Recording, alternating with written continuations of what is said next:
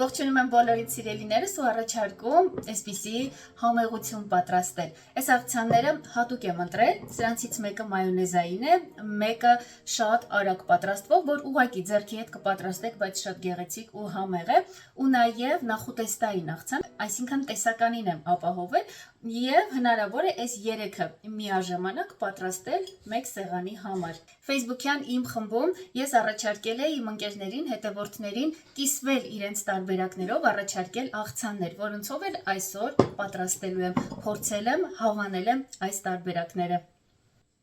Իդեպ ժողովուրդ, այս բաղադրատոմսով ինձ հետ կիսվել է Սեդա Հակոբյանը, Facebook-յան համեղ մենյու խմբի հեղինակ հիմնադիրներից է։ Համեղ մենյուի հղումը կթողնեմ, կարող եք միանալ։ Մեզ հարկավոր է 2 ճաշի գդալ բուսական յուղ, ցանկացած աղցանի համար, ցանկացած բաղադրատոմսի, որտեղ չի եփվելու եւ չի տապակվելու ոչինչ, օգտագործում եմ սառը զտման ձիթապտղի յուղ։ Մոտ 2 ճաշի գդալ թարմ քամված կիտրոնի հյութ, 1 մեծ պճեղ սխտոր կամ 2 փոքր, կես թեյի գդալ շաքարավազ, 2 պտղունց աղ եւ 1 քառորդ թեյի գդալ սև պղպեղ։ Թացանը պատրաստ է, անցանք առաջ։ Մեզ նաև բազուկ է հարկավոր, ես կեղևով եմ հենց եփում, հետո նոր մաքրում եմ։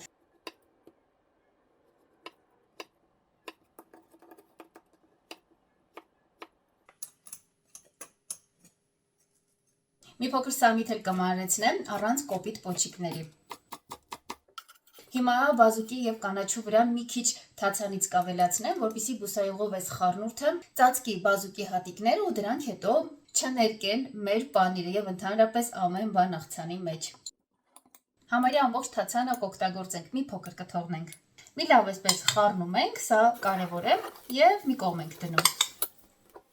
Մեծ ֆետա պանիր է հարկավոր կամ ցանկացած տեսակի, որը ըստ ձեզ եւ համով եւ կառուցվածքով նման կլինի։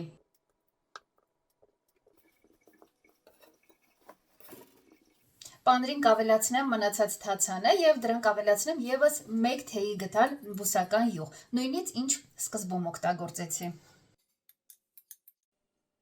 Նաեւ մի փոքր օրեգանո կավելացնեմ։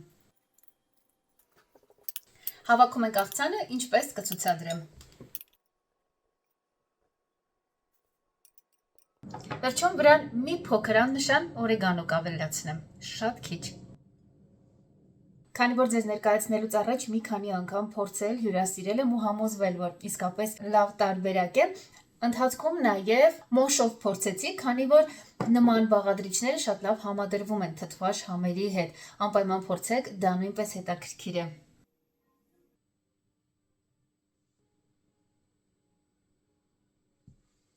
Եվս մեկ աղցան նախորդի հեղինակից, Սեդայից, բայց այս անգամ մի փոքր փոփոխություն եմ կատարել, քանի որ այս աղցանը շատ եմ սիրում, կներկայացնեմ նաև իմ նախընտրած տարբերակը ներառած։ Ինչպես եմ պատրաստում, որ շատ հյութեղ լինի, իրականում շատ հյութեղ է։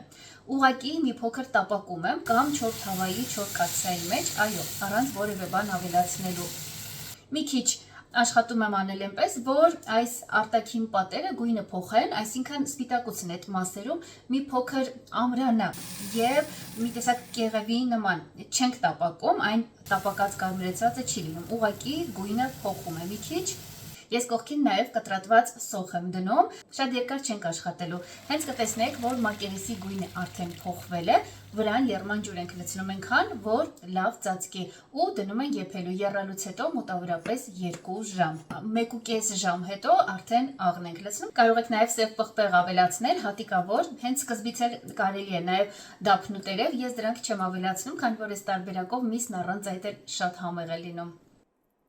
Վերցնում ենք տավարի մսի հենց փափկա միսը, առանց ճարպի եւ առանց ձիգ մասերի։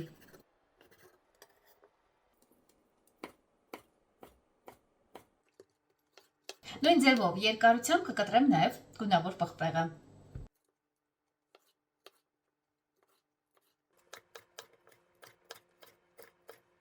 Նաեւ մի պճեղ սխտոր, միջինից մի քիչ մեծ։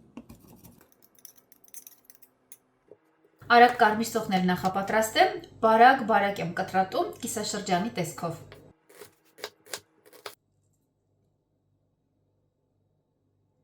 Լավ տաքացած թավայի մեջ մի քիչ բուսայուղ ենք ավելացնում, այս անգամ արդեն սովորական բուսայուղ է, քանի որ տապակելու ենք։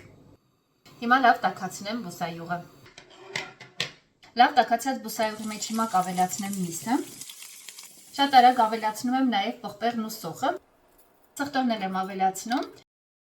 Ավելացնում եմ աղը, ըստ ճաշակի, ցանկության դեպքում կարող ենք ավելացնել։ Սև պղպեղ, մի փոքր քացախ կամ կիտրոնի հյութ,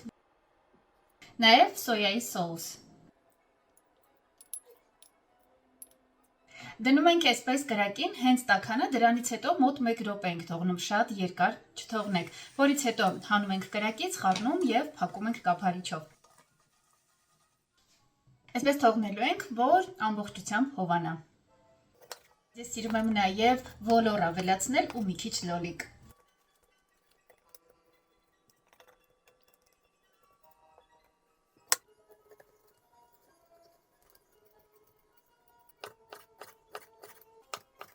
Հենց մի փոքր հովանա, բայց ոչ ամբողջությամբ, ես մի քիչ շտապեցի, երևի դեռ տաք եմ, ավելացնում ենք լոլիկը և ոլորը։ Անցանք երրորդ աղցանին։ Սրա համար կարող եք ինչպես պատրաստի մայոնեզ օգտագործել, այնպես էլ պատրաստել սեփական ձեռքերով։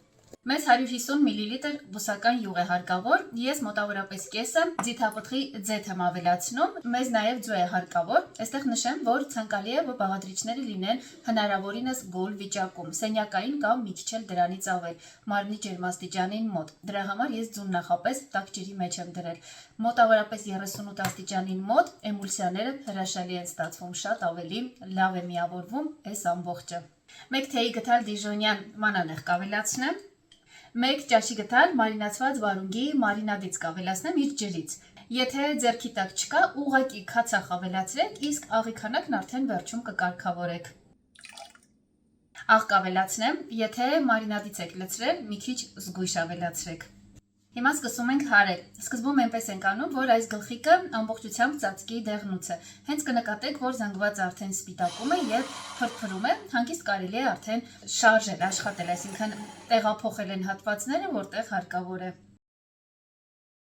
Մեզ 1 րոպեից էլ պակաս ժամանակ պահանջվեց ու պատրաստ է։ Իդեպ կարող եք համը մի փոքր ավելի արտահայտիչ ստանալ եւ աղի եւ մնացած համերի առումով, քանի որ դեռ աղցանի վրա ենք ավելացնելու եւ մի փոքր նոսրանալու է։ Մեզ այստեղ հարկավոր կլինի եւ տավարի միս, արդեն գիտեք հյութեղության համար ինչ եմ անում, եւ հավի կրծքամիս։ Սա էլ հյութեղության համար հատուկ տարբերակով եմ եփում, ժողովուրդ, շատ հեշտ է։ Ալիքում կամ առանձին տեսանյութ այնտեղ ցուցադրել եմ, թե բոլոր աղցանների համար հավի կրծքամիսն ինչպես պատրաստել, ինչպես խաշել, որ հյութեղ լինի, ինչպես տապակել մանր կտորներով ամբողջական կեսար աղցանի համար եւ այլն, եւ համեղ է եւ անչափ հյութեղ։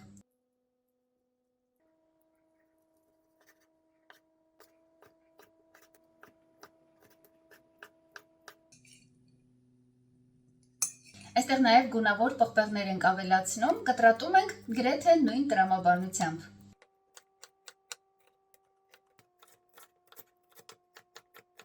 Ստացվեց մոտավորապես 170 գրամ պղպեղ, մի քիչ ավել կամ պակաս չի խանգարի։ Նաև սև սալորի չիր ենք ավելացնելու առանց շաքարի, սովորական չորացված։ Մեր հարևանի այգում է աճում այս սալորը, միշտ կիսվում է, ես էլ եմ պատրաստում, այս տարի շուտ է ավարտվել, իրենից վերցրի, նույն այդ սալորից մենք միասին պատրաստում ենք նաև այսպիսի գեղեցկություն, սա իհարկե արդեն շաքարով է, աղցանի հետ կապ չունի, պարզապես ցանկացա ցուցադրել։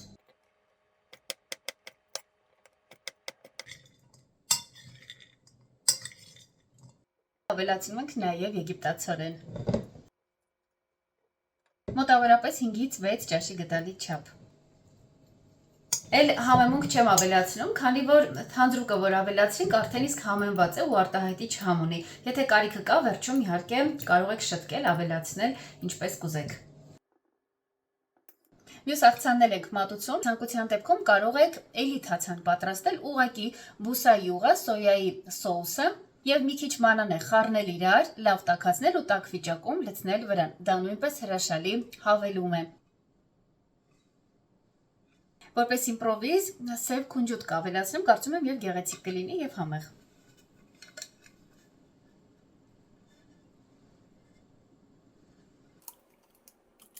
Այս աղցանը հավլաբարն է, հենց այդպես է կոչվում, հավլաբար։ Այս տարբերակով կիսվել են իմ խմբից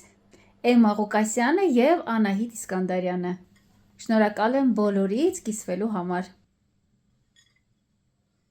Եվս մեկ տարբերակ կառաջարկեմ, սա ավելի շատ իմպրովիզ է, նման տարբերակներ հաճախ եմ պատրաստում, շատ հարմար են։ Նախ պատրաստվում է նրանից ինչ կա ձեռքի տակ, ուղղակի պետք է հնարավորինս համադրել։ Բացի այդ, պատրաստվում է շատ արագ,